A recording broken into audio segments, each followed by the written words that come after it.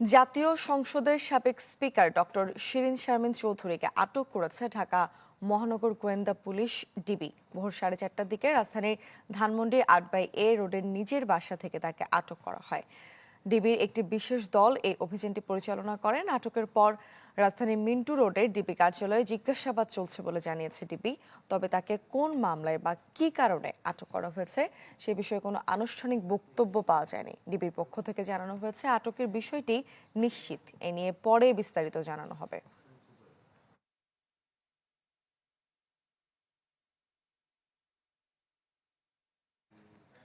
দর্শক, আমরা এই বিষয়ে বিস্তারিত জানবো। রাজধানী মিন্টু রোডে ডিবি কার্যালয় থেকে যুক্ত হচ্ছেন আমাদের সহকর্মী কাজী ফয়সাল।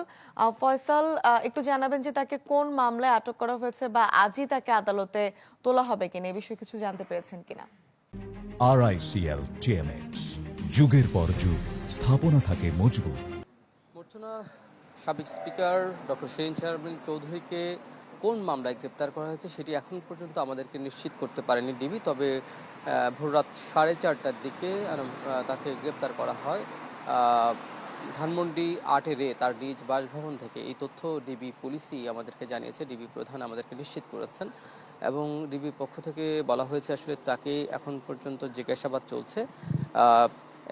তিনি ভিতরেই আছেন, এই ডিবি কার্যালয়ের ভিতরেই কিন্তু তাকে রাখা হয়েছে।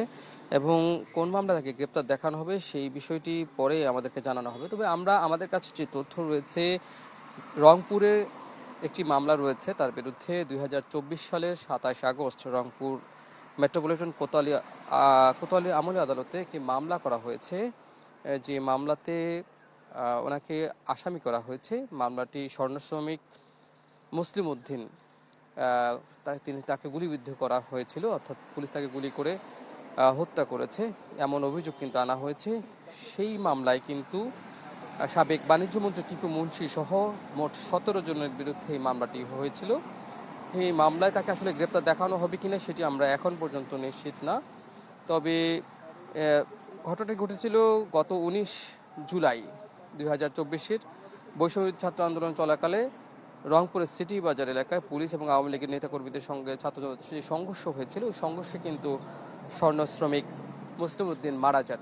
তো আসলে এই রংপুরের মামলায় তাকে গ্রেপ্তার দেখানো হবে, নাকি ঢাকার আরও যেসব বৈষম্য আন্দোলনের সময়কার, অর্থাৎ সেই সব ঘটনায় যেসব মামলা হয়েছে সেই মামলায় গ্রেপ্তার দেখানো, নাকি নতুন করে কোনো মামলায় তাকে অ্যারেস্ট দেখানো হবে, সেটি কিন্তু এখন পর্যন্ত আমাদের কাছে নিশ্চিত কোনো তথ্য আসেনি। তবে রংপুরের মামলা তাকে যে গ্রেপ্তার দেখানো হবে, কারণ পুলিশ এর আগে থেকে কিন্তু ডক্টর শিরীন শারমিন চৌধুরীকে কিন্তু পুলিশ আগে থেকে খুঁজছিল। 2024 সালের অভ্যুত্থানের পরবর্তী সময় থেকে কিন্তু ওনাকে খুঁজছিলেন এবং নানান সময় কিন্তু নানান রকম তথ্য কিন্তু ছড়িয়েছে যে তিনি ভারতে পালিয়ে আছেন। এই ধরনের তথ্য কিন্তু বিভিন্ন সময় আমাদের কাছে এসেছিল, কিন্তু সবশেষে কিন্তু সেই যে যেটি আসলে তথ্যের বিভ্রাট ছিল যে শিরীন শারমিন চৌধুরী আসলে কোথায় আছেন। তিনি আসলে ধানমন্ডির তার বাসাতেই ছিলেন এবং সেখান থেকে ডিবি পুলিশ গোপন তথ্যের ভিত্তিতে তাকে গ্রেপ্তার করে ডিবি কার্যালয়ে নিয়ে আসা হয়েছে এবং তাকে জিজ্ঞাসাবাদ চলছে। জিজ্ঞাসাবাদ পরবর্তী একটি নির্দিষ্ট মামলা থেকে গ্রেপ্তার দেখিয়ে আজই আদালতে পাঠানোর কথা রয়েছে। ফয়সাল, আপনাকে ধন্যবাদ। দর্শক, সাবেক স্পিকার শিরীন শারমিনকে আটক করা হয়েছে এবং এ বিষয়ে বিস্তারিত জানাতে ডিবি কার্যালয় থেকে আমাদের সাথে যুক্ত হয়েছিলেন সহকর্মী কাজী ফয়সাল।